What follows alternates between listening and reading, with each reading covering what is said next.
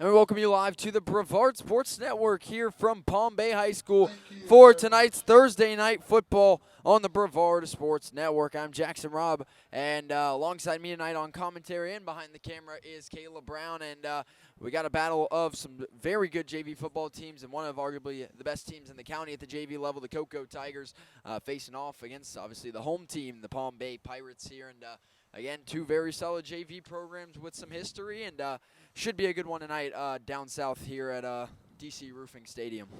Yeah, right now I think I got it. Cocoa and Heritage, the two top JV programs in the county, and I say Heritage because I believe it's been at least 3 or 4 years since Heritage's JV has lost a JV football game. Well, for Cocoa, I've seen them once this season. They knocked off Rockledge in the JV Barbecue Bowl in a shutout victory. Haven't seen Palm Bay yet myself, but I always expect some good football when you come down to Palm Bay. So should expect a good one here with a very good team over for Cocoa and for Palm Bay as well. And looking forward to tomorrow night. You look at these teams, both of them will be seen in some capacity on the Brevard Sports Network. Cocoa's varsity going over to Venice, and for Palm Bay's varsity, it is the battle on Babcock against the Melbourne Bulldogs. That will be live broadcast on Brevard Sports Network. Cocoa's game will be by a factor of another watch party we are having. Yep. So you will see both the varsity programs again tomorrow night, along with Heritage and Vero Beach and O'Galley and University, and Vieira and Toho.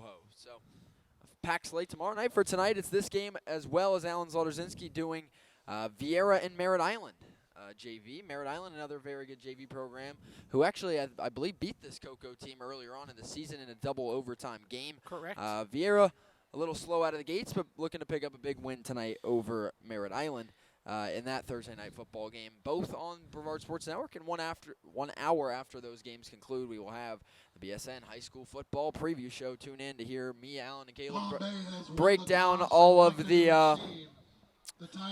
action to come tomorrow night, and we'll just give you all of our takes on the games and what we think may go down. Yeah. It's a packed slate of out-of-county games. Cocoa and Venice already talked about, two top 25 teams in the state, as well as O'Galley and University are two top 25 teams in the state. Heritage and Vero Beach, two very good programs that have both started 1-3, looking to turn their season around. Spruce Creek and Titusville, Satellite and New Smyrna Beach. So those are all out-of-county. And then district play will start to roar up here in the next coming weeks, but for now it's still those big out-of-county strength of schedule games and some big wins looking to be had for programs. And for some teams looking to kind of kickstart their season, better late than never, and for others just trying to stay at the top. Yeah, I don't want to get too much in depth because, we got the preview show coming up an hour after all JV football's done. But this game here should be a good game. And if you're first time seeing Cocoa JV and you've been following youth football, you will hear a lot of very familiar names, such as Rockledge Youth football star Elijah Mitchell is one that has come over to the orange and black, as have a lot of Cocoa Tiger players kind of starting off over at Rockledge Youth football before coming to high school and transitioning to the orange and black. As we get set to get underway here, 10-minute quarters in JV, and it'll be Cocoa kicking off to get things underway in this game, and looking to see who can take the crown here in tonight's Thursday night lights on the Brevard Sports Network. And again, it'll be Cocoa kicking off. Back deep to receive for Palm Bay. Looks to be number 11. Which would be William Ryan, if that is so. Kicking off for Cocoa is number 44, Amari Littles. Or actually, he will be holding. Kicking off will be number 56, Eric Green, rather. So Green will take the steps back, ball being held there at the 40. And Cocoa will get things started with the kickoff here from DC Roofing Stadium in Palm Bay. As Green getting set to get things started here in tonight's Thursday night football action. Two games on BSN tonight, and this one getting underway as the kick is away. It is short, Bounces off of Palm Bay. Pirate ball is free. And I think Cocoa gets it. They do. And the Cocoa Tigers inadvertently recover an onside kick. First down, Cocoa at the Palm Bay 46. We've kind of seen that aggressive. We saw it a little bit there in the JV Barbecue Bowl from the Cocoa Tigers. I love the aggressive approach at the JV level. Intentional or not, it gets done as that one bounces off of an up man's foot, rolls down, and Palm Bay doesn't jump on it. And it's all Cocoa flocking to the ball. First and 10, Tigers at the Palm Bay 46. Look, I can tell you as someone who's been on a kickoff team, coaches tell you number one thing, if you cannot field it cleanly, just fall on it. Make sure your offense has an opportunity to possess the ball. First down and 10, Cocoa at the Palm Bay 46-yard line. It'll be split backs in the backfield. 4 first down, 2 receivers near side, 1 far, 1 high safety for Palm Bay. We're going to get whistles pre-snap.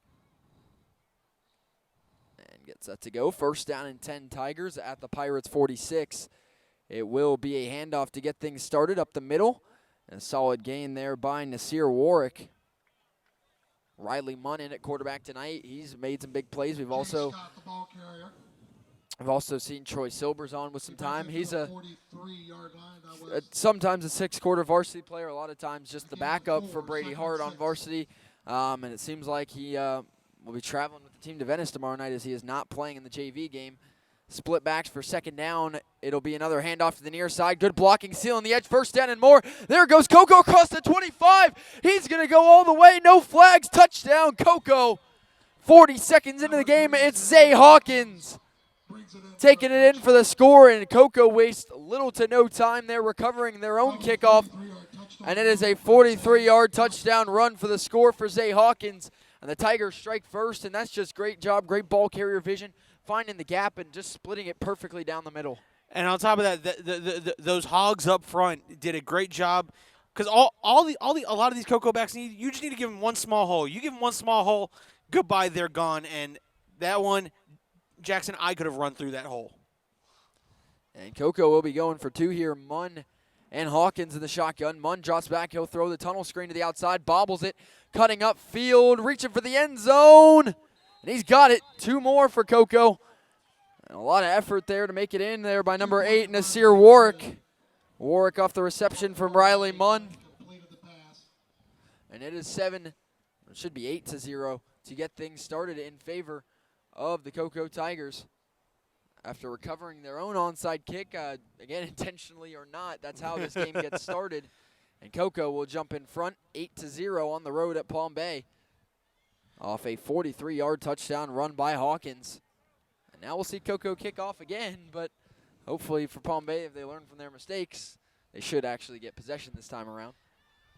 That drive brought to you by Orange Pest Control, putting the squeeze on pests since 2013. You will hear about Orange Pest Control and many of our great sponsors, including Tails at the Barkery. So we get an update in the comments. Vieira's bus has not arrived, so that game, our other Thursday night football game on BSN is delayed. Hold on, wait a minute. Oh, okay, so that was Jay Scott. We apologize, Mr. Hawkins. We're just going by what's on our paper roster. Javion Scott with the touchdown run for Cocoa. Zay Hawkins is at home, not rushing that one in. Short kick there for Cocoa, picked up on the run for Palm Bay. They'll get a return across the 30-yard line, and that'll be Palm Bay taking over. First down and 10 at their own 31. So the touchdown run from 43 yards out is Javion Scott. And now we will see first and 10 for Palm Bay for the first time at their own 32-yard line after the opening drive score and conversion for Cocoa, putting them ahead 8-0. Hawkins is like, wow, I'm scoring that touchdown? Wow, from my couch. Yeah, first touchdown ever scored from home. First down and 10, Palm Bay at their own 32-yard line. 2 receivers near, 1 far. Now 2 receivers split to the far boundary for the Pirates on first and 10 at their own 32-yard line. Here for first down. It will be a muffed handoff. That ball's still being bobbled. Palm Bay finally picks it up, but that's going to be a loss of about 10 yards on first down. Luckily, he kind of, hauls it in. That was Blaze Brown finally getting the carry, but it's a big loss. It's a loss of 7 yards, 2nd and 17 for Palm Bay at their own 25, and nearly in the blink of an eye, they almost lost their second drive of the game as quickly as they lost the first one. And that's just it almost looked like a toss on a handoff. I mean, that wasn't a clean handoff that he muffed. It kind of got thrown up in the air. And nearly picked off. The fact that he was able to kind of bobble it and haul it in, I mean, he loses 7 yards, but, I mean, at least you don't fumble the football. 2nd down and 17 for Palm Bay at their own 25. 2 receivers split either side. It'll be a handoff again. This one going backwards for a different reason, but Blaze Brown can't get it back to the line of scrimmage. That's a loss of about 3 or 4 more yards. And that's going to make it 3rd and 20-plus here for Palm Bay. Back to their own 22. It is 3rd and 20 for the Pirates. A long way to go. Coco's defensive front flying to the ball. It's been number 55 multiple times. That is Amari Hamilton making some big plays on the D-line. Now, if Hamilton pops up in our chat saying that I'm going to question this roster. Yeah, trips near side for Palm Bay. 3rd down and 20, maybe looking to put the ball in the air. Coco playing press man coverage. 3rd down, they'll throw the screen. It is short and dropped by the receiver, and that's going to bring up 4th and 20. Looking for Perry Pemiski, and it is incomplete. And the punt unit will trot out for Palm Bay, as we will see the opening drive for them offensively come to an end in a 3-and-out. Nice defense for Coco there, and pushes them back 10 yards, and the incompletion on 3rd seals the deal, and the punt unit will be out. 1 deep to return for Coco back at their own 38-yard line.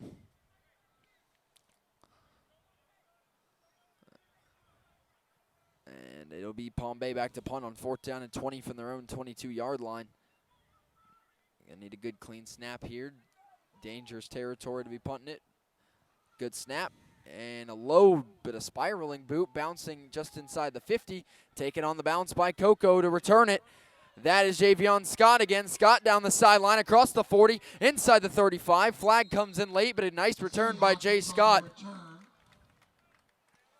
But we do have a flag down thrown right there at the very end of the return, and we'll see the call from the head ref. Looks like it's going to be a block in the back on Coco at the very end of the run there. And that's what it'll be. So that will back up Coco 15. An interesting point about Javion Scott. He's there was a late flag down. He's I think a 90-yard varsity rusher this season. He was the 2nd leading rusher on Coco right now in their latest stats behind Latrice Lane. Scott had a big game against Mainland at the varsity level, so and you hear that name playing JV. It's a guy you got to keep tabs on. He already has a 43-yard touchdown run. Penalty against Coco brings it back. I mean, look, 1st and 10. that's exactly what this 6-minute is designed to do. You can still get your 4-ups at JV, and if you get the opportunity, still dress out for varsity and get some reps out there. Timeout Palm Bay here with 7:19 to go in the first quarter. Coco leading 8-0. First timeout of the half for Palm Bay. I'd like to thank our first sponsor, Tales of the Barkery. Tales of the Barkery opened in 2016 in historic Coco Village. For more than 6 years, Tales has been a favorite destination for pets and pet parents, and they invite you and your 4-legged friends to visit. Tales of the Barkery has a variety of fresh treats made on-site. Soft treats and hypoallergenic treats are also available, and they take custom orders and have unique cat and dog wear. For more information, you can visit online at www.talesatthebarkery.com, and you can call it 321-305-4584. But what they really like is when you visit, and they are easy to find in historic Coco Village at 14 Oleander Street. Coming out of the timeout, 1st down and 10, Coco at the Palm Bay 45-yard line. 2 receivers near, 1 far in the near hash. Split backs with Munn in the shotgun for Coco. And it will be a play fake. Munn throwing it upfield. The stop and go route is open. What a catch down to the 20-yard line. Elijah Mitchell. What a play. Good ball by Munn, but that was all the catch by Mitchell. Going up over the DB, catching it right on top of his helmet. And that'll move him inside the Zone 6 Reapers red zone. First down and 10, Cocoa at the Palm Bay 20. That is a 25-yard throw from Munn out to his receiver, Mitchell, but getting hit big for a loss. There was Javion Scott. He got lit up for a loss of about 5 or 6 yards. It makes the Cardinals sin of a running back to run backwards after getting the handoff, and Palm Bay makes him pay for it. Drops him back. 6 yards, 2nd and 16. Cocoa back out of the red zone to the Palm Bay 26-yard line. The ball's marked at the 26. 2nd down, 16. 2nd and 16 for Cocoa. Now Munn drops back to pass. Has time, flushed out right on the run, throwing across his body.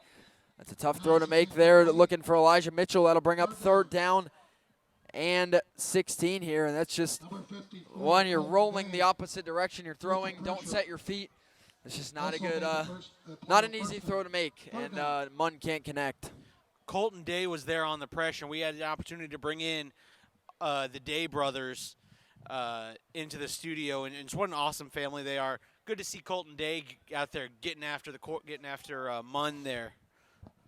3rd down and 16 for Cocoa, backed up to the Palm Bay 26. Munn drops back, throws the slip screen, and Scott not in range of that one. Is that kind of looks like a panic throw there, overthrowing Scott on the slip screen. Pressure coming in hot by Gabriel Smith, and that big loss on 1st down has really set him behind the chains, as it's now going to be 4th down and 16, Cocoa at the Palm Bay 26. 4th and 16, Cocoa will go for it at the Palm Bay 26. 1st down would be inside the 10. 4th and long. Scott motioned out of the backfield. Munn drops back to pass. He'll throw it upfield. Out of the backfield with Scott. He nearly had it off his fingertips, but it's deflected and broken up by Bobby Shivers. And that will be a turnover on downs for Cocoa. And Palm Bay will take over 1st and 10 at their own 26. And that tip by Shivers is the difference between a turnover on downs and a touchdown. As that one even went off still the fingertips of Scott out of the backfield on the wheel route. If he would have had it, it would have been a 1st down and more, but Shivers breaks it up. And that'll make it a turnover on downs. 1st down and 10, Palm Bay at their own 26-yard line.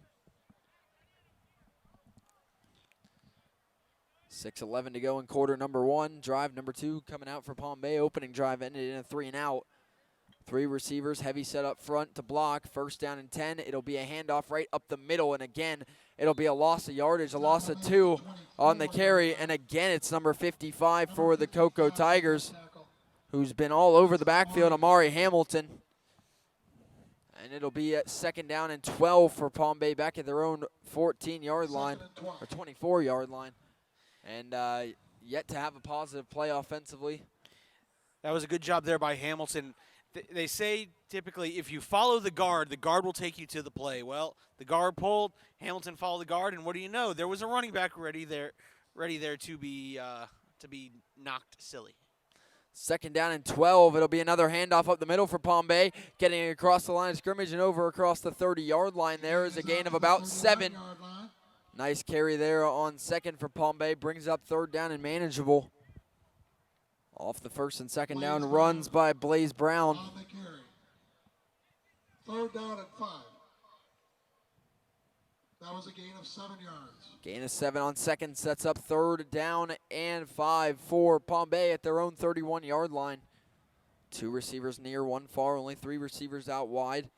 1 back with the quarterback in the shotgun for 3rd and 5. It will be another handoff to Blaze Brown. Brown follows his blockers, 1st down and more. Ball's popped out at the end of the play. It's a fumble.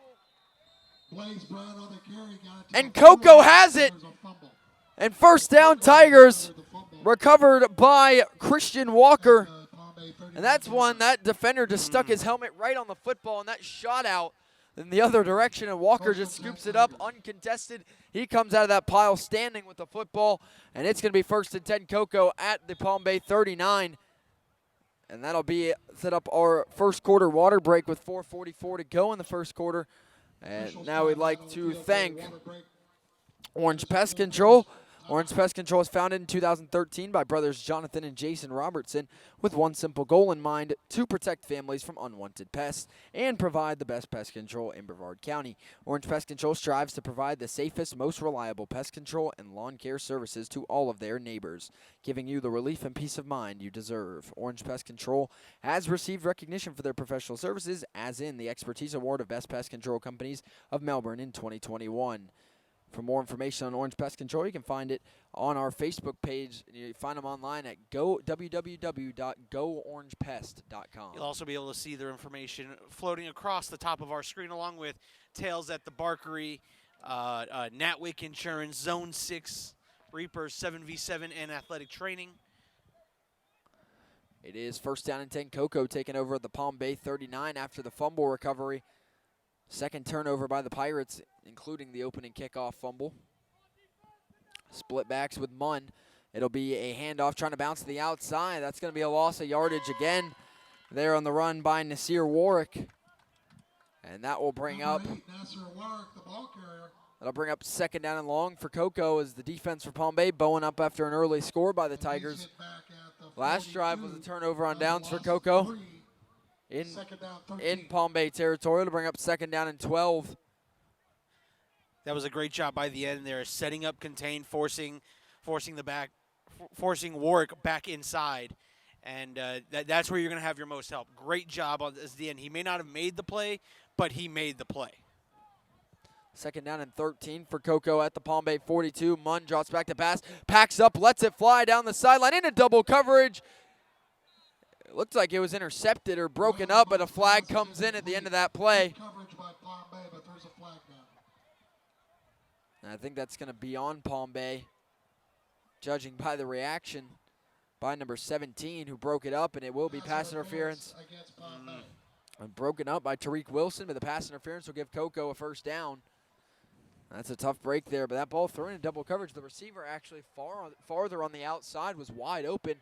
Munn shades it inside into coverage, and luckily the pass interference gets him the first down regardless, because that ball almost looked like it was intercepted. Look, Jackson, if you'd asked me, that was good defense. He was there maybe half a second early. I still want my corner playing the same way. First down and 10 for Coco at the Palm Bay 27. Munn in the shotgun, brings a man in motion across. That'll be the give to Herrick on the jet sweep. Herrick cuts it inside. Nasir Warwick down inside the 20. Just shy of the first down line to gain. Brings up second and short. Now inside the tails at the Barkery red zone. On the run, the jet sweep by Nasir Warwick. Gain of 7 yards, 2nd and 3. It'll be second down and 3 for Coco inside the tails of the Barkery red zone at the Palm Bay 20. This is about where their last drive stalled out and went backwards, hoping an opposite effect here on this drive. Second down and 3 for Coco. Two receivers either side of the line here. Riley Munn in the shotgun. And the hard count gets the entire Palm Bay defensive line. And that's going to be 5 yards and a first down for Coco. Is offsides against the Pirates. That's a 5-yard penalty. And that'll make it first down and 10, Coco. They move the chains up to the Palm Bay 15. That brings it to the 15-yard line. Well, it was a group effort there. No fingers to First and point. 10, The Coco. whole No. defensive line went.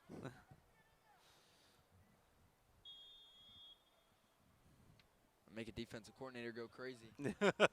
First down and 10, Coco at the Palm Bay 15. Munn turns, gives Javion Scott, has the edge inside the 10 to the 5, looking to the pylon. Scott is in. Touchdown, Coco. Javion Scott with his second touchdown of the game. And that'll put him ahead by 2 scores late in the first quarter. Carried it in for a Coco touchdown. And that is a 15-yard touchdown run for Scott to the outside, his second of the game.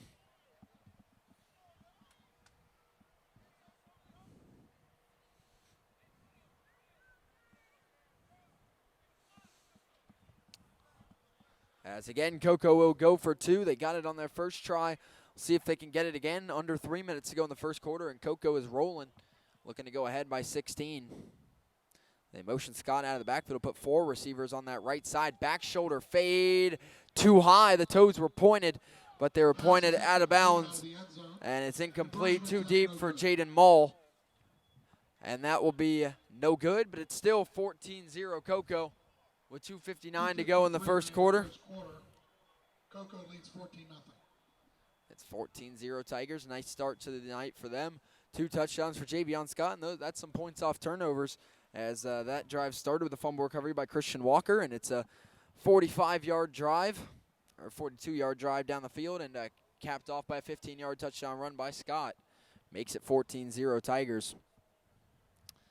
Coco having a pretty nice start to the night, and I would like to see a QR code flash up on the screen. That is the QR code on your screen is the idea of new Coco High School Athletic Director Eusebio Solis. It's a way to help the nationally ranked Coco Tigers varsity football program raise money to help with the many expenses like tomorrow's trip to Venice, as well as the demands of the top football program in Brevard County and in all of East Central Florida for that matter. The QR code will direct you to an internal school account that is linked through Brevard Public Schools. Anything helps, and the Coco Tigers greatly appreciate your support. As there is a kickoff, getting down to the 20. It's muffed by Palm Bay again. Ball picked up, looking to return it. Bouncing off tackles, and it'll be brought down at about the 26-yard line. The return by Walker Myers. And again, another muffed kickoff, and luckily it's a little deeper this time around. Coco can't get to the ball in time to pick it up. But another dangerous scenario on the kickoff for Palm Bay's return team. That's the thing, too. You pick it up and try and run with it. That's where the danger happens. Sometimes it's just better to fall on it. I think you only picked up an extra 5 yards. And I know Coach Mitchell is talking to his team. Ball security. You're seeing a lot of the runners. The ball is down near the middle of the stomach, waist, up near the chest, tucked into the elbow. Got to protect that football whenever it is you are running with it. First down and 10, Palm Bay at their own 26. Handoff right up the gut, right into the Coco front. And it knocks down Blaze Brown for no gain. It'll bring up 2nd and 10, Palm Bay at their own 26. Again, nice pressure by Coco up front. Those 3 defenders coming in. Hamilton on the tackle, along with Christian Walker, number 23. Well, if we do have any MLB fans out there, Shohei Ohtani finally did it. 50 home runs and 50 stolen bases. First player in MLB history. Goodness if gracious. Anybody out there cares about baseball right now. But hey. I love to break the news, so there you go. Hey, look, I still care about baseball. What you see in there is absolutely amazing watching Shohei Ohtani play baseball. 2nd down and 10 for Palm Bay. It'll be a handoff up the gut, and he's met immediately by who else but Amari Hamilton, who has probably at least 4 or 5 TFLs in the first quarter. That will be a loss of about 5. It is going to be 3rd down and 15. Any scores we would get would be in the comments. So if anyone has that O'Galley score or any other JV scores, you'll see them in the comments. The only other game tonight on BSN from JV will be Vieira and Merritt Island whenever that one gets underway. And again, that Merritt Island and Vieira game currently on hold as they wait for Vieira buses. 3rd and 14 for Palm Bay, back at their own 22-yard line. 2 receivers either side, and we're going to get Palm Bay's 2nd timeout of the first half here. The minute 24 to go still in quarter number 1. As it is 14-0 Tigers. That's a timeout from head coach Alan Smith. His coordinators, offensive coordinator Stuart Brown, defensive coordinator Ray Watkins, and offensive assistant Stephon Johnson. Coco JV looks like led by head coach Cornelius Brayboy. Yep. Coach Brayboy. I'd also like to take this time to give an opportunity to thank one of our title sponsors, Natwick Insurance. I don't care whether it's auto, life, health, whatever insurance you need, I guarantee you go to Natwick. They got it. They are what power Brevard Sports Network. They truly just been an awesome group to partner with, Eric Natwick and the Natwick family. Can't thank them enough for what they do for BSN. Their office located just off South Patrick down in Satellite Beach. It is 3rd down and 14 for Palm Bay back at their own 22-yard line, looking to avoid another empty drive to start the game. Trots back, letting this one fly to the outside. That ball tipped and intercepted, breaking a tackle down the sideline, and it's going to be a pick 6 for Coco. That is, I don't know who number 2 is because that says it's Javion Scott, which it is not. So number 2 with the pick 6 It was tipped initially by Andrew Coleman right into his hands, his fellow DB, at number 2 for Cocoa, whoever that may be, with the 40-yard pick 6 off the interception thrown by Yusuf Francis. And Cocoa going to go ahead by 3 scores here in the first quarter. And that's just a case, there's one man to beat. If you shed that tackle, no one's coming close. And a big pick 6 for Cocoa. And going for 2 once again, looking to go up by 22. And Jackson, we have seen development there, because the last time we saw a pick 6 by this Cocoa Tiger team, it was taken back on a block from the back. Yeah, back at Rockledge. Yep. When we did that game at McClarty Stadium. Chuckwood Field. And we have the 2-point conversion try for Cocoa. Man comes in motion, and we got late flags and whistles here on the jet sweep try, looking to Derwin Henderson. False start against the Tigers. Be false start on Cocoa. Do the conversion. They will try again and assumedly go for 2 again, just a little bit farther back, and see if they can get it done. The initial play call is a jet sweep of sorts there to Derwin Henderson.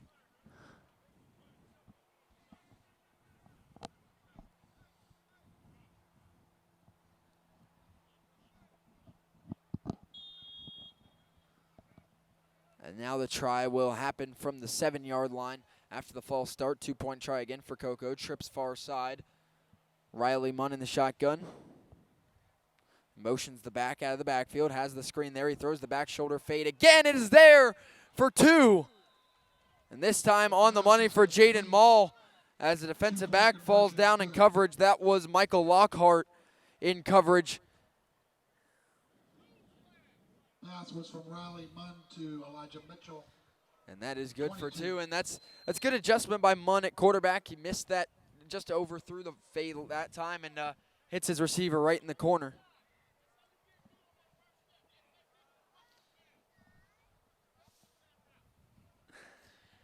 It's always interesting to hear the coaching from the stands. So thank everybody trying to help out with the numbers. Number 3 tonight is Jay Scott.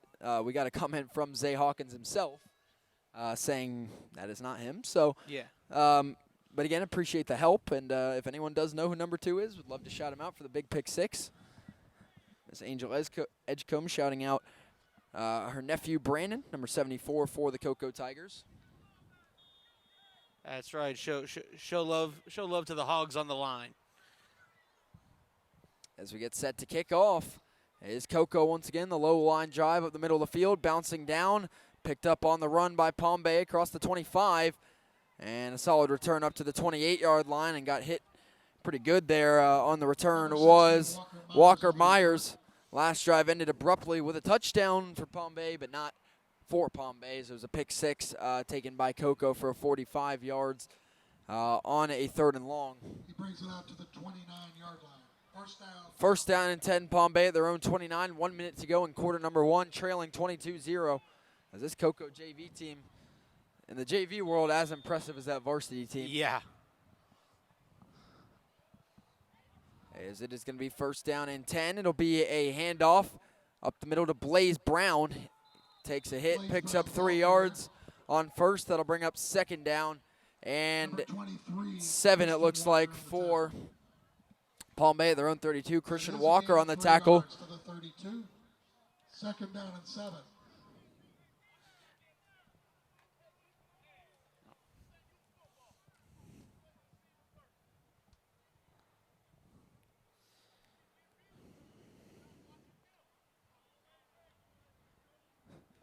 Second down and 7 now for Palm Bay at their own 32-yard line. It'll be a handoff again to Blaze Brown. Brown cutting upfield across the 35 to bring up 3rd down and to bring up 3rd and short. He goes forward across the 35.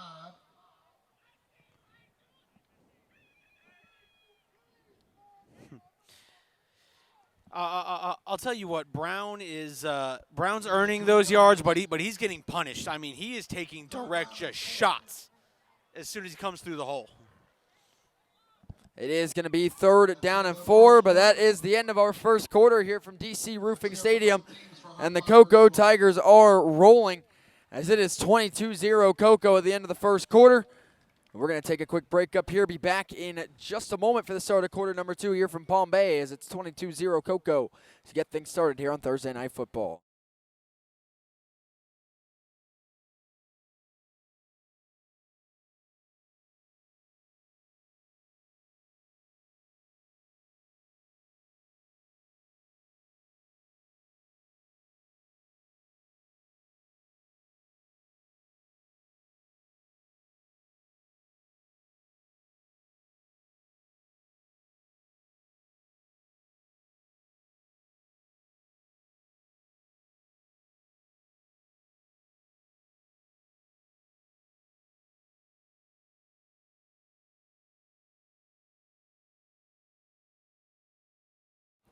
Welcome you back here to the Brevard Sports Network. 3rd down and 4 coming up for Palm Bay. And big 3rd down try here. A bad snap, ball on the ground. It's trying to get picked up in the run. Cocoa scoops it up, and that's going to be their 2nd straight defensive touchdown. Their 3rd turnover already forced defensively. And it's a scoop and score by Amadri Dixon. And that's, again, that cardinal mistake. Fall on the fumble. I know it's 3rd down, but that's the result if you don't. Quarterback Francis misses the scoop, and it turns into a score for Cocoa. That is 4 turnovers in the first half.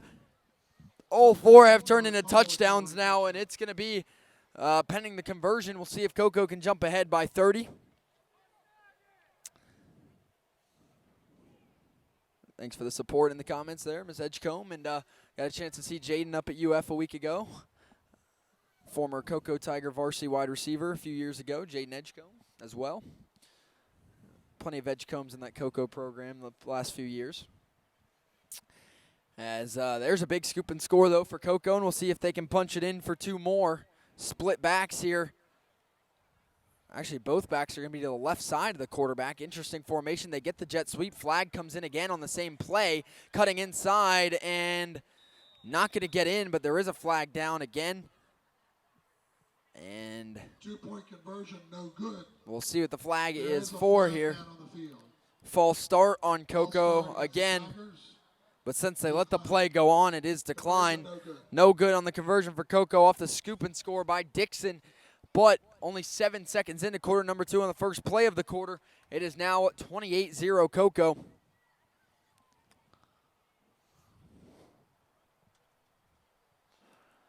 And it will be another kickoff coming for the Tigers. But I mentioned that 4 first-half turnovers for Palm Bay and all 4 Cocoa scoring drives starting thanks to that defense. First drive was a fumble recovered by the kickoff team on a muffed kickoff by Palm Bay. Second one was a fumble recovery turned into a touchdown. And the last 2 touchdowns have both been full defensive touchdowns with a pick 6 and a scoop and score. And Jackson, so Brevard Sports Network has had the opportunity to cover the Cocoa Tigers this season in the youth program, and there's just more talent coming up the pipeline. If you've seen any of our coverage of Cocoa Tiger football, Jackson, that's scary. They're beating programs somewhere in the neighborhood of anywhere from like 170 to 200 points for a program in the entire day. I mean, that's just how much they are scoring at the youth level. Short kick over to the sideline. Palm Bay smart to let it go out of bounds, and that'll be a penalty on the free kick out of bounds. That'll move Palm Bay ahead for some solid starting field position. But at this point, stopping the turnovers. Every single one of their drives, -1, has ended in a turnover. And that one was a punt and a 3-and-out. Cocoa varsity offensive coordinator Adam Franco tuning in. Maybe looking for some of his future offensive stars in this one. Watching this and then assumedly getting ready for Venice tomorrow. Are you kidding me? He has this on his phone and he's still watching film. See what Brady Hart, Javen Boggs, Tristan Lane, Dale Hardison, and that big offensive line can do tomorrow. That's the thing I don't worry about Cocoa this season is that offense. And see what Venice has for him. That one should be a good one. First down and 10, Palm Bay at their own 35 after the kick out of bounds. Another fumble, ball still on the ground. And I don't know if Palm Bay fell back on it. They did, luckily, that time, but that ball was still rolling around. Blaze Brown picks it up. And that is going to be the final timeout of the first half already for Palm Bay with 9:44 to go in the second quarter. But they've got to get the handoffs down because Cocoa did recover the fumble. No, he's not wrong. At the 28 of Palm Bay. First As and that's 10. going to be a loss of about 7 yards. But because it is a fumble recovered by the offense, it won't be first, second, and 17. It'll be first and 10 back at the 28. Again, if anyone has any other JV scores, feel free to put them in the chat. And now, or actually, Coco recovers the fumble. My mistake. That is going to be the 5th first-half turnover for Bombay and the 4th in a row. Again, my mistake there. Thought it looked like Palm Bay had it. Never got an official signal from the ref, but Coco's offense on the football field. First down and 10 Tigers at the Palm Bay 28. Munn lets one fly down the seam. That one incomplete, and earlier we got a pass interference. That one looked like it definitely could have been, but we don't get one this time. Incomplete. That'll bring up second down and 10 for Coco at the Palm Bay 28. Also like to welcome Merritt Island head coach Tyler Murray. Would assume they're still waiting on the buses to make it over to Merritt Island. Merritt Island with a game tomorrow night, I believe, at St. Cloud. I know they're playing St. Cloud. I think it's on the road. First down and 10 for Coco. Flags coming in from the near side. Hand off to Scott down the sideline, inside the 15, inside the 10. Scott still going down to the 5-yard line.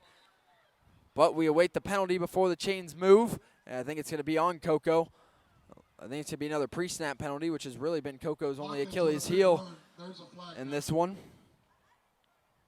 And that's going to be a false start against Coco. That'll be their 3rd of the game. That'll make it first down and 15 for them back to the Palm Bay 33.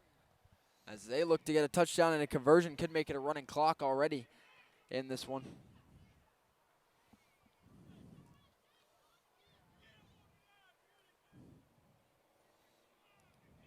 Ball's brought back to the 33, first down 15. First down and 15. Coco at the Palm Bay 33. Split backs with Munn in the shotgun following the false start on first.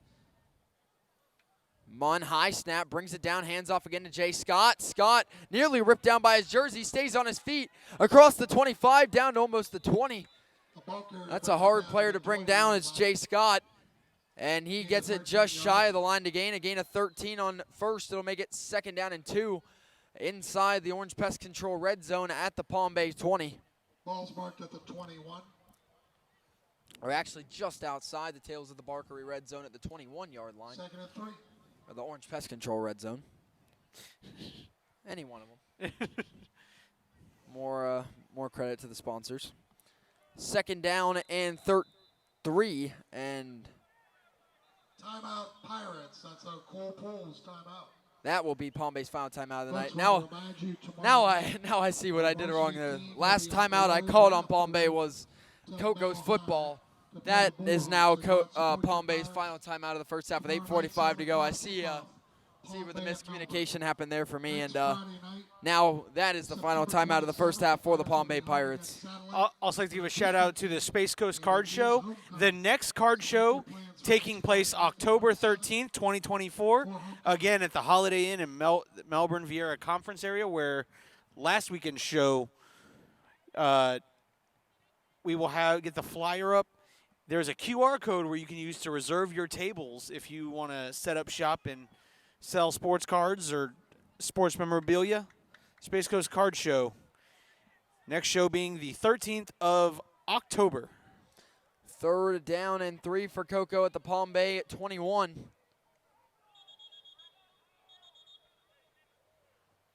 And that player for Palm Bay's have to be sent right back off the field as he walked out there without his helmet on. And well, I would say that's a necessity to play. Yeah, you know.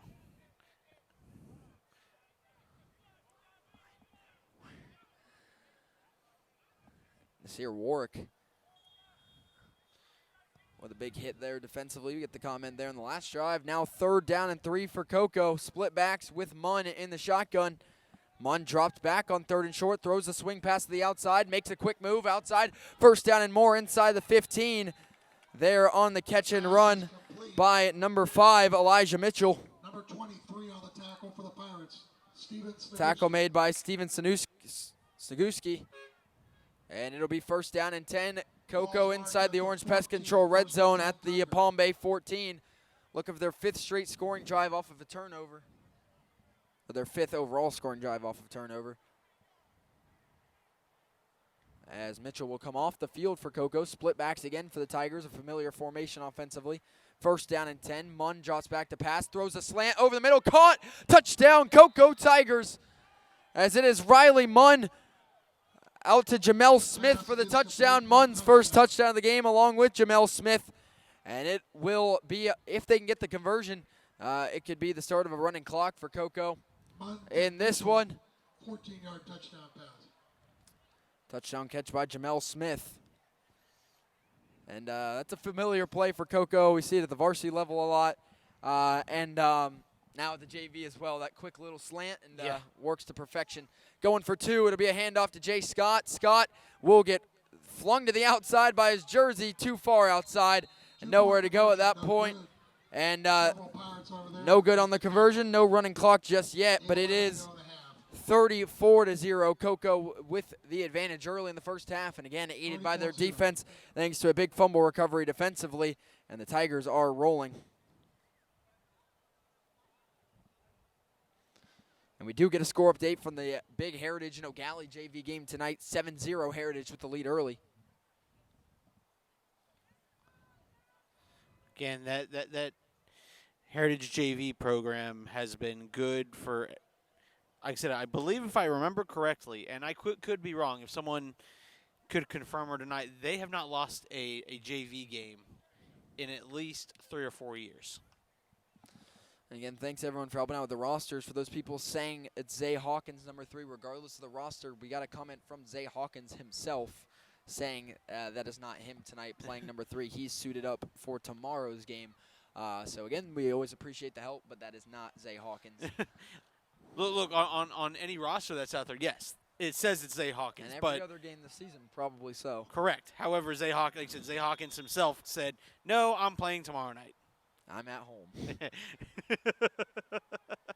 And this will be a kickoff for Cocoa. They go with the onside kick again. It gets by the up man. Ball still out. I think Cocoa has it again. Yes, they do. Their second onside kick recovery of the game. First down, Cocoa.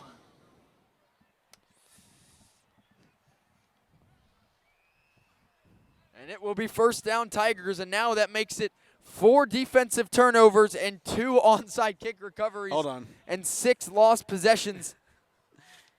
Oh, we get another help in the comments. Head coach for Cocoa JV is Bud Williams. As, again, Coach Brayboy is, not coaching. He's watching the broadcast. Again, we're going off rosters that we have been given or found online. Not personally verified. Hold on. Let me correct you on that one. We were given these rosters the first JV game we did this year. There you go. We're going to see a triple option. Flip to the outside with room to run. Back across the 25, inside the 20. That'll be a first down. Nice little triple option. The keeper by Munn, and then the toss outside to Nasir Warwick. Inside the Natwick Insurance red zone. First down and 10, Cocoa to the Palm Bay 19.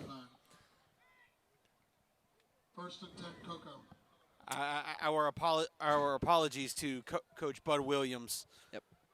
Not trying to discredit anybody. Nope. Just working with what we have. Love to see the triple option for those yes. people that play college football 25. Trust me, that's a play I use quite a bit. And good to see it actually works in real life too. Cocoa putting it on display there. And well, when you have the athletes that they now have. they run almost a speed option. Munn with the keeper to the outside, inside the 10, trying to get to the outside, takes a solid hit right at the line to gain. He gets slammed down after the play, and that'll be 15, half distance to the goal. So if he didn't get the first down, there it will be anyway. And it will be first and goal, Cocoa. There's a late flag on the play. And that was kind of a quarterback sweep run there. No option look, really, and that's going to be a 15-yard penalty for the slam of Munn after the play. And that one was whistled dead inbounds anyway. And that'll be half distance to the goal. First and goal coming for Cocoa, now looking to put on the running clock.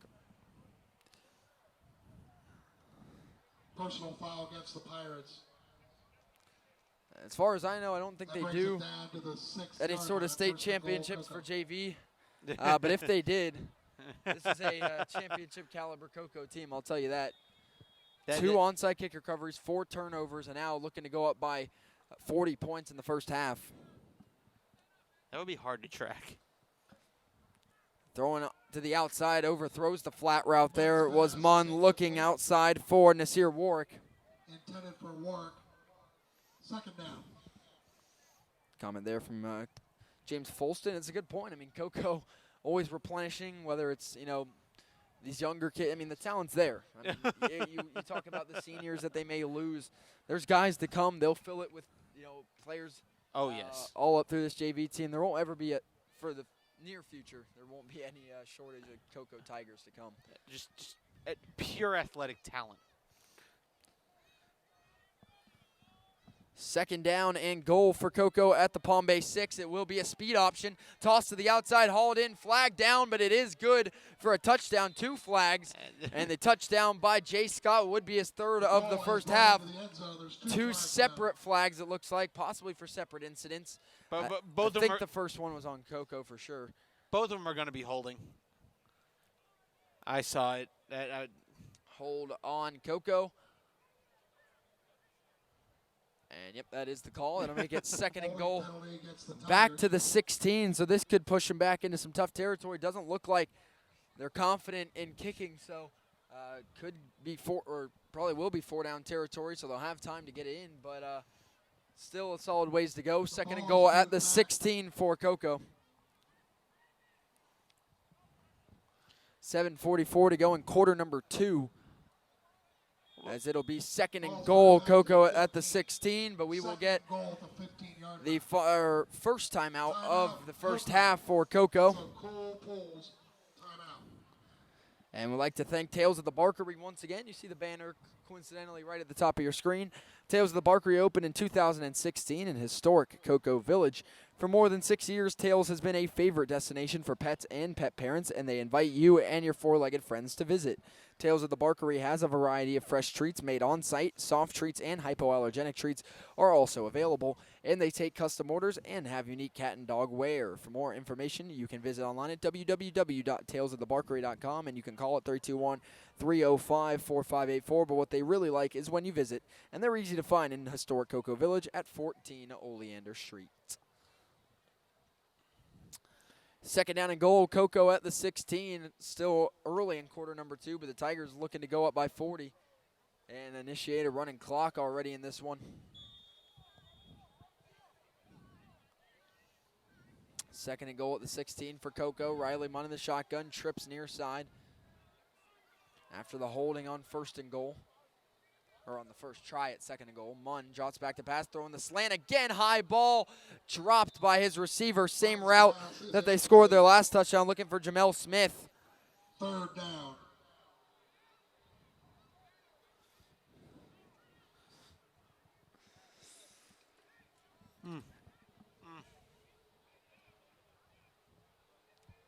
Third down and goal coming up for Coco, and that's one a little high, but you can't really nitpick. That one's just got to be one you haul in through the hands in the end zone, unfortunately. Incomplete. And it will be a third down and goal at the 16 for Coco. Man in motion coming across. It'll be a jet sweep. Scott coming to the near side across the 10. Cutting back inside, still breaking tackles. Jay Scott somehow will get it in the end zone for the touchdown. What a run for Javion Scott for his 3rd touchdown of the first half from 16 yards out. No flags, and what a run as he got kind of put to a standstill at the 5, jukes out 2 defenders, and gets through a few more into the end zone on 3rd and goal. It's Javion Scott for the touchdown run. What a play and what a score.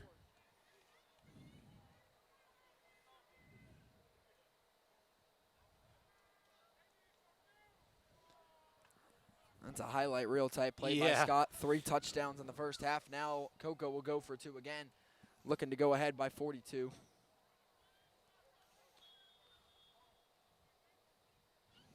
Two receivers split either side. Riley Munn in the shotgun.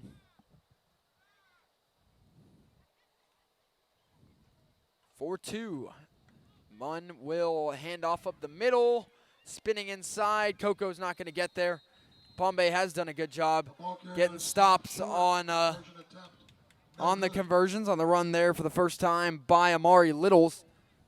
But now 40-0 Coco up ahead, should initiate a running clock here. Now, I do forget in JV.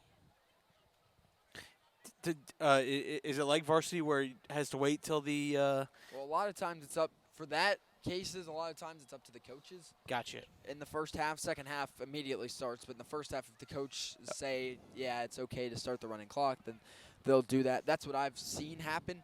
At this point, the clock isn't running, so I'm going to guess that may not be the case here. Palm Bay may be electing to keep it normal for the next 7 minutes and go from there. But, you know, Cocoa is over that scoring threshold, to when it turns over to the second half, it'll happen anyway. I was saying I knew it's 35 at high school. I just couldn't remember. Again, between high school and the different youth leagues, they all have different rules. That's why I was asking. Cocoa getting set to kick off. Actually, the clock did start early, so I think we have the running clock. Low kick picked up by Palm Bay. His knee hit the ground. And it will be first down and 10, Palm Bay. And that's not, you know, knocking the Pirates, but, you know, losing 2 kickoffs already, that's a big deal to, you know, get the ball offensively again. It's been a few drives. It's been a little bit of time. And we'll see what they're able to do. Oh, yeah. I shouldn't I?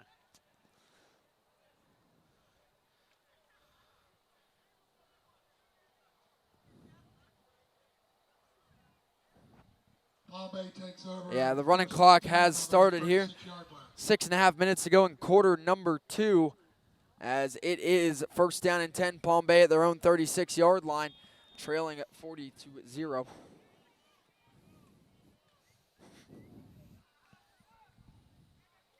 Two receivers split near, one far for Palm Bay. Their last, I think, 4 drives have ended in turnovers. Last one ended in a lost fumble. And actually ended in a scoop and score. Blaze Brown across the 40. It will be second down and 5 for Palm Bay at their own 41. Gain of 5 yards on That Vieira Merritt Island game has gotten started. Our other game on the Brevard Sports Network, and no score yet there.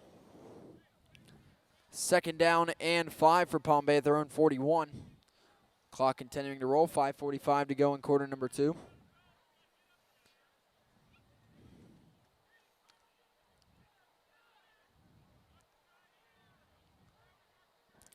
Here for second and 5, it'll be a handoff again to Blaze Brown in the middle. Brown carrying defenders, and it looks like that'll be a Palm Bay first down. And that will be the first chain movement of the game for Palm Bay offensively.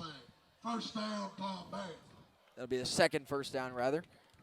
That's a correction there. First down. It'll be first down and 10. Palm Bay now up to their own 46-yard line. Off the nice run there by Blaze Brown, who's fought for every yard in this one so far. Had a solid first half, all things considered.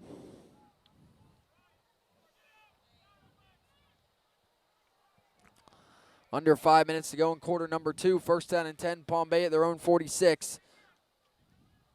And it looks like it possibly it is a new quarterback in the game. It's another handoff. Coco's all over it. I think Brown's going to lose a yard there. The new quarterback is number 0, Ezekiel Foreman.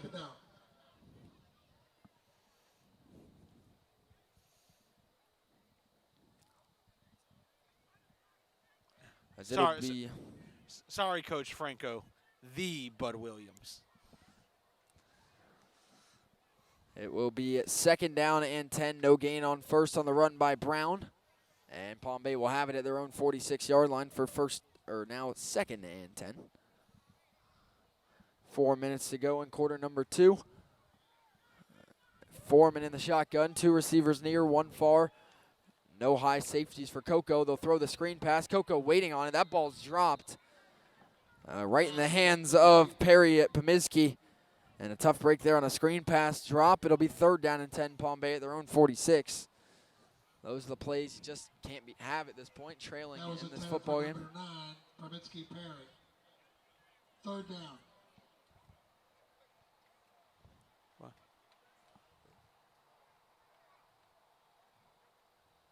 Third down and 10, Palm Bay at their own 46-yard line. Looking to keep the drive alive after moving the chains once to get things started. 3:20 to go in quarter number 2. 2 receivers either side now. Ezekiel Foreman in the shotgun. Yet to throw a pass in this one since he's checked into the game. Foreman will now drop back to pass on 3rd and 10. Has time to throw. He'll flush out of the pocket. Foreman will take off. Get thrown out of bounds after a gain of about 2. That'll bring up 4th down and 8 for Palm Bay. And had 10 yards to go. Can't get out to the outside for Ezekiel Foreman on 3rd. Not what they needed. And that'll bring up 4th down and 8 for Palm Bay at their own 48. Offense should stay on the field, and really no reason to punt it at this point around no man's land and considering the score. 2.5 minutes to go in quarter number 2. It will be 4th down and 8. Palm Bay at their own 48. Looking to keep this drive alive and try and cross midfield for the first time offensively. 2 receivers either side for 4th down and 8. Ezekiel Foreman in the shotgun. Coco dropping 2 safeties. Foreman drops back, throwing on the comeback route. Skips off the turf, incomplete. And that will be a turnover on downs for Palm Bay. And Coco will take over at the Pirates 48. I think every single one of their drives has started -1 in Palm Bay territory. And, well, obviously looking at the scoreboard, they've done a great job of cashing in. They've scored on every drive but 1, which they had a turnover on downs in Palm Bay territory. Number 0, Zeke Foreman's pass. But clock continues to roll on the running clock. 1:45 to go in the first half. Now, Coco will start with the ball in the second half, although you'd think, oh, they started in the first half as well. Well, they recovered an onside kick on the opening play. So Coco can kind of run out the clock here in the first half. Obviously, looking at the score, they don't need to run many plays. Split backs here with quarterback in the shotgun for 1st down and 10 for Coco at the Palm Bay 48. 1:20 to go in the half. They bring a man in motion. It will be a handoff, trying to get to the outside, cutting up the middle of the field. There goes Coco again for another 1st down. And a good run on the ground. To the 37-yard line. Number 34 on the carry for Coco for a 1st down. That is Tykees Rivers. 1 minute to go in the first half here from DC Roofing Stadium. Home of the Palm Bay Pirates, former home of Florida Tech football here. One of the biggest, if not the biggest stadiums, varsity football or JV even wise in Brevard County. 1st down and 10, Coco at the Palm Bay 37. Man in motion, they will give it on the sweep. Trying to cut to the outside, nowhere to run. Good defense by Palm Bay for a big loss. On the jet sweep by Derwin Henderson. And the clock continues to roll. I don't think Coco will run another play here before the half. No need to here. The clock will continue to roll. It'll bring up 2nd down and long. Offense looks like they want to run a play. And I guess they will. 2nd down and 12 for Coco at the Palm Bay 39. Under 10 seconds to go in the first half. 5 seconds to go. Riley Munn in the shotgun with 3 seconds. Ball is snapped. Rolls out. Lets one fly down the field. One-on-one coverage. It's caught at the 5. And he's going to dive for the end zone. Not going to get in, but what a catch anyway. And a great throw by Munn. Oh, so close to the end zone. He's going to go out of bounds at the 3-yard line. That's the rare time when the running clock is actually against you, but what a catch anyway. Got to give credit there to Shakur Pierce with a big catch over the top by Riley Munn. There's a Palm Bay Pirate down, and that will end our first half here from DC Roofing Stadium. The Coco Tigers are absolutely rolling over Palm Bay here in the first half as it is 40-0 Coco. As we will take a quick break for halftime, but before we'll thank our sponsors. We got Orange Pest Control. Orange Pest Control was founded in 2013 by brothers Jonathan and Jason Robertson with one simple goal in mind: to protect families from unwanted pests and also to provide the best pest control in Brevard County. Orange Pest Control strives to provide the safest, most reliable pest control and lawn care services to all of their neighbors, giving you the relief and peace of mind you deserve. Orange Pest Control has received recognition for their professional services, as in the Expertise Award of Best Pest Control Companies of Melbourne in 2021. More information about Orange Pest Control to be coming across that top banner as it rolls through. And we'll be back in about 10 minutes for the start of the second half here from Palm Bay, as Coco having a day here in the first half, leading it 40-0.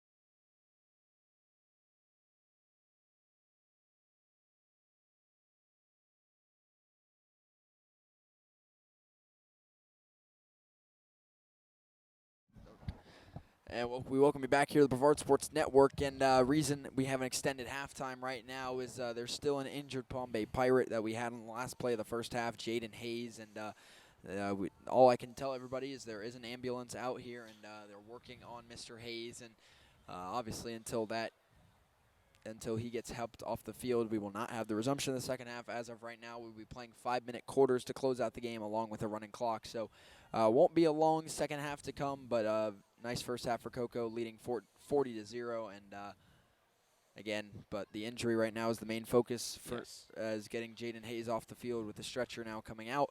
And we'll bring you back live once the second half comes back here at DC Roofing Stadium. The only report that we can give from up here is he's moving his legs, he's moving his extremities. So look, if we're gonna look for any glimmer and light, let's start with that. Other than that, we don't know what's going on other than currently on the field is the rollout stretcher. And again, thoughts and prayers go out to him, the Palm Bay family, and his personal family.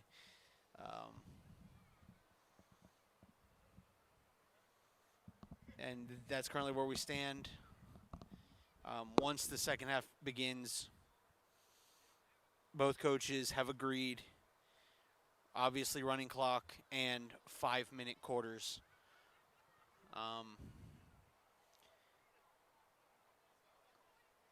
Look, something that we can talk about, and unfortunately it does have to do, it hit Brevard County really hard. Coach, rest in peace, Colin Turry. He was a very close friend to those of us here at the Brevard Sports Network. Just a total stand-up guy as he fought a brave and valiant fight with cancer. And Coach, fly high. We'll be back when we have another update right here on the Brevard Sports Network. Again, very serious situation.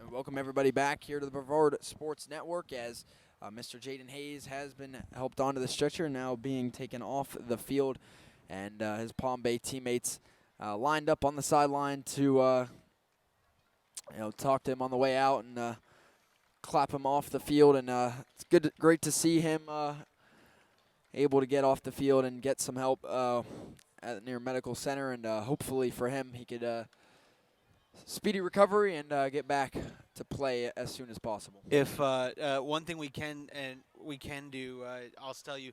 So obviously the PA guy, let everyone know, let's give him one last round of applause. And as he's being carted off the field, he did give the thumbs up.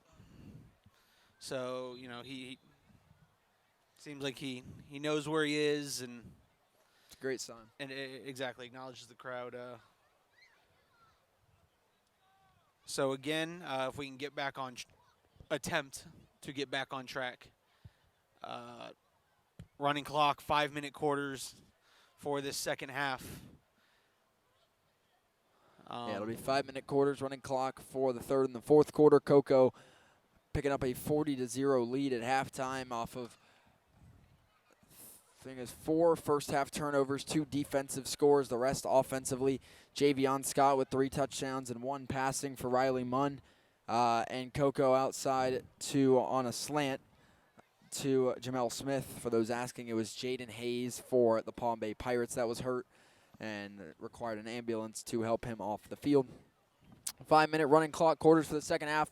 Palm Bay will get things started by kicking this one away down to the Cocoa Tigers. Cocoa actually started the first half with the football as well by recovering an onside kick to start the game, but this one will just be a normal kickoff down to Cocoa, and we'll see what they can do to start the second half, how they approach it, looking if they just try and run the clock as much as possible, or, well, we'll just see what the game plan is for the second half for Cocoa with 2 5-minute running clock quarters. And we'll get set. This is the first kickoff of the game for Palm Bay, and we'll see how they approach it, if they think about going onside or if it's just a deep kickoff. And, well, we'll see as we get things started here. In quarter number 3 here from DC Roofing Stadium. And they're going to lay that ball on the ground. This is going to be kind of a knuckleball onside kick down and placed for the onside kick for Palm Bay, or at least a squib kick to start the second half. We're going to get pre-snap whistles.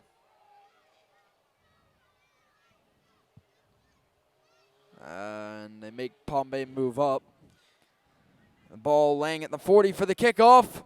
It is just going to be a squib kick, and that's going to roll all the way down inside the 5. Cocoa fields it at the 3. What a kick on the ground. Bouncing outside. Solid return setting up, but cutting into the defense. And that'll be a 20-yard return. 1st and 10, Cocoa. They're over 23. Their worst starting field position there. That was a return by, looked like, Nasir Warwick. I think if Ward could have cut outside, that could have been a big return, but he cuts kind of into the face of that coverage and ends up getting 20 yards. That was a great squib kick, going all the way from the 40 down to the 3-yard line. Easily could have gone into the end zone too, or just about to the goal line as that one was slowing down.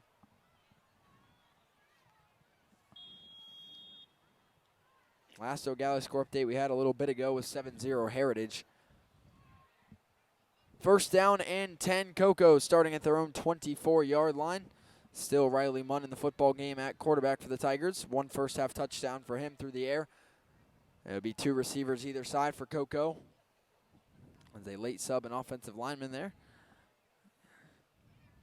Getting Jason Becker on the field. It will be 1st down and 10, Cocoa, their own 24. Munn drops back to Bass. He's going to let this one fly into double coverage.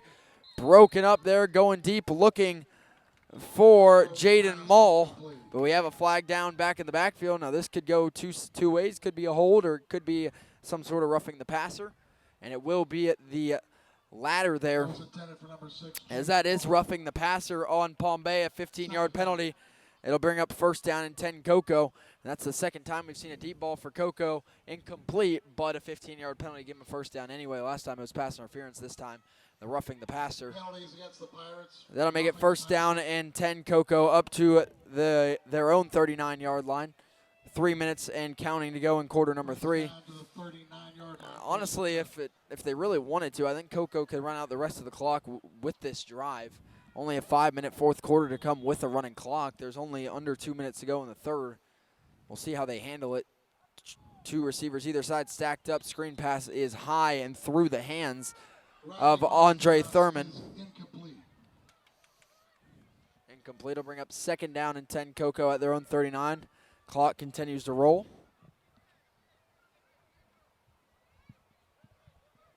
2nd and 10. And it is 2nd down and 10 Tigers after the incomplete screen pass to Thurman. 2nd and 10 at their own 39. 2:15 to go in quarter number 3. Handoff for the Tigers, trying to get to the edge, and he'll be dropped for a loss of yardage. It's a run by Tykees Rivers, and that'll bring up 3rd down and long for Cocoa with 2 minutes to go in the 3rd quarter now. It will be 3rd down and 11 for Cocoa back at their own 38-yard line. First down line to gain is their own 49, as it is 3rd down and 11. Munn in the shotgun, 2 receivers either side of the line. Late in the 3rd, Munn drops back to pass on 3rd and 11. The slip screen is hauled in, trying to cut up field with blocking help. Flag comes in, and that's going to be a short gain on 3rd down to Amari Littles. The flag comes in around where the hit was made, and we'll see the call. Again, this could be a hold of sorts or some sort of personal foul. Looked like Myers on the tackle. Who knows? And the white hat will give the verdict here, as it was not enough to get to the first down line to gain on the slip screen. It would bring up about a 4th and 8.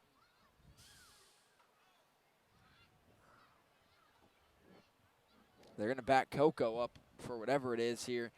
Still haven't gotten a signal. False start on Cocoa. 5-yard penalty. And so that'll replay 3rd down and make it.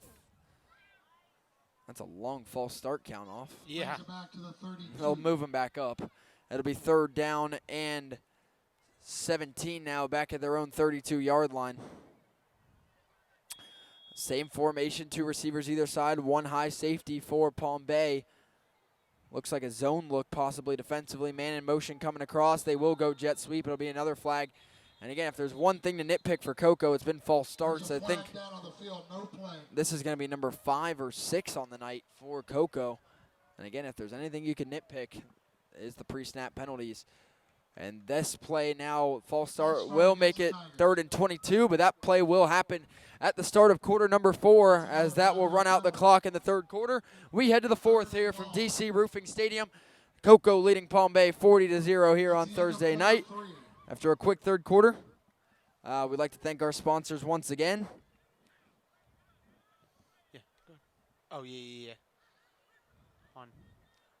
We'd like to thank Tales at the Barkery, as Tales at the Barkery opened in 2016 in historic Cocoa Village. For more than 6 years, Tales has been a favorite destination for pets and pet parents, and they invite you and your 4-legged friends to visit. Tales at the Barkery has a variety of fresh treats made on site, soft treats, and hypoallergenic treats that are also available.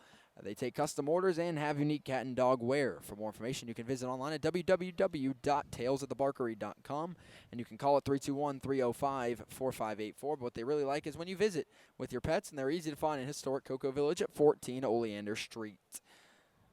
And as you see a QR code coming up on your screen here, that QR code is the idea of new Cocoa High School Athletic Director Eusebio Solis. It's a way to help nationally ranked Cocoa Tigers football program raise money for help with the many expenses, like tomorrow's trip over to Venice, as well as the demands of the top football program in Brevard County and in all of Central Florida for that matter. The QR code will direct you to an internal school account that is linked through Brevard Public Schools. Anything helps, and the Cocoa Tigers greatly appreciate your support. And if you like watching Cocoa on Friday nights, why not support? Keep that team rolling and get them some well-deserved support. And but here, they may need some support in the form of that offense, as it's going to be 3rd down and 22 after 2 back-to-back false start penalties. Clock already rolling here in the 4th quarter, only a 5-minute quarter. Running back motion out of the backfield. Munn rolls out right. He's going to step up and let it fly down the sideline to the running back, and it's overthrown out of bounds, incomplete. Looking for Nasir Warwick on the wheel route, and that will bring up 4th and 22. Haven't seen a punt yet from Cocoa tonight. We have seen 1 turnover on downs, their only empty drive of the night. And for the first time tonight, we will see a punt unit come out for Cocoa on 4th down and 22 at their own 27. At this point, clock not on their side, but Palm Bay, lone goal is to erase the 0 on the scoreboard. They get a good stop defensively, but now trying to go out with as much momentum as they can. As the deep return man for Palm Bay will be Perry Pomizki. They have lost 2 fumbles on kickoff, so Haven't had punt coverage out here yet, and we'll see how this one goes. We will get a timeout. This will stop the clock with 3-4. Timeout, Coco. That's a Cole Poles timeout. That is going to be the first time out of the second half for Coco.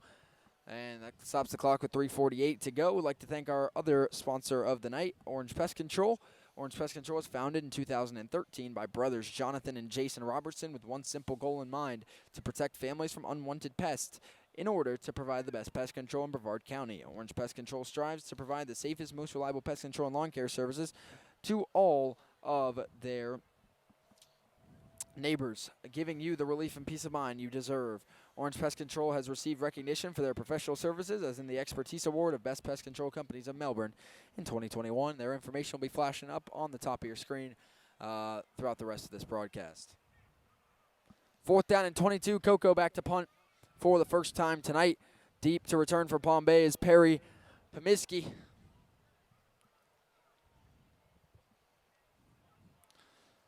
And Coco getting their last substitutions on, coming out of the timeout. Clock started rolling already. 3:40 to go in this game and a running clock. And this will be a delay of game on Coco even after the timeout they called to avoid it. But unfortunately for Palm Bay, that doesn't stop the clock like usual. Illegal Now, substitution against the or Tigers. actually it's a legal substitution. It'll be 4th down and 27 for Coco with 3 procedural penalties dropping them back. And now 15 more yards. Clock continues to roll, though, which, again, doesn't bode well for Palm Bay trying to put points on the board. I mean, theoretically, you could just keep taking the delay of games. Yes, in theory that is possible. That would be a little bit, cheeky, so to speak. But, this will be a boot, and a nice boot, end over end for Coco. Back across the 50, bouncing. Palm Bay won't return it, and Coco will down it at about the Palm Bay 40. Palm Bay 39. First down, Palm Bay. And that will set up Palm Bay for 1st down and 10 at their own 38-yard line. Clock continues to roll. It's going to probably be at about 2 minutes when Palm Bay gets set for 1st down. Again, we'll see kind of how they take it, if they just try and run this clock out and move on. If they try and use their timeouts and move the ball down the field, we'll see. But it is a running clock regardless, and with now 2 minutes and 10 seconds to go in this one, it's a 40-0 Coco lead.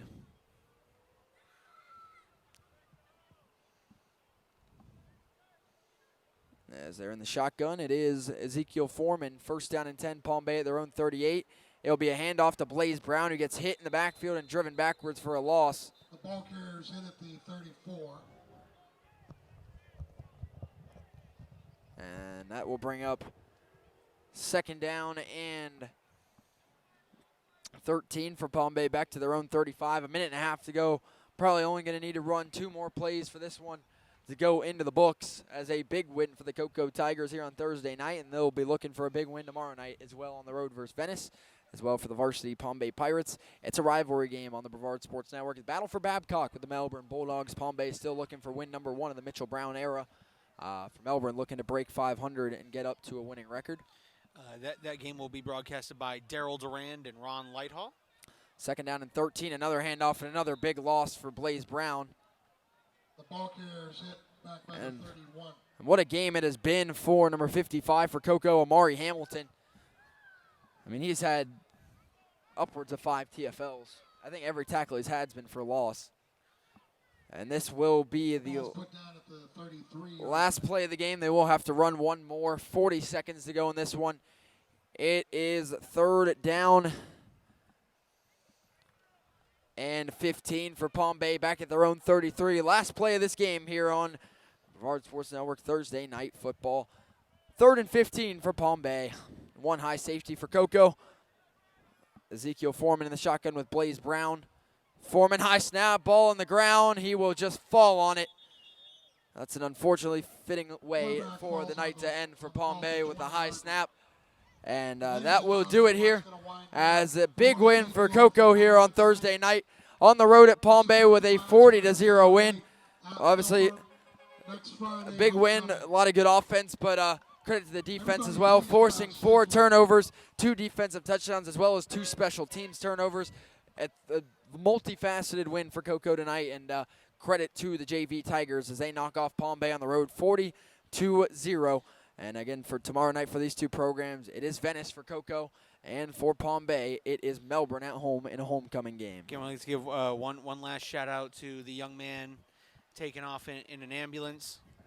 Jaden Hayes. Hopefully a speedy recovery, and we hope whatever it is, he's back on the field and back able to be with his teammates. And again, prayers out to the Palm Bay family and to the Blaze family. And coming up, we believe an hour after the Vieira game. The Vieira Merritt Island. Our other game tonight, so as this one wraps up, go check that one out as well. We will have the pregame show, and that's where Jackson and I will be going and start getting our notes together and getting ready to put that on for you all with Alan coming in. Again, we'd like to thank Tales of the Barkery, Orange Pest Control, Natwick Insurance, Zone 6 Reapers, and all of our other great sponsors you've seen kind of ticking across up top on that sponsor banner.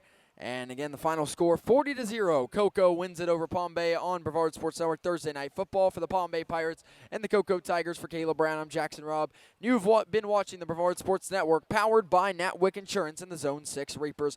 We'll see you soon for the Brevard Sports Network High School Football Preview Show, live an hour after Vieira and Merritt Island.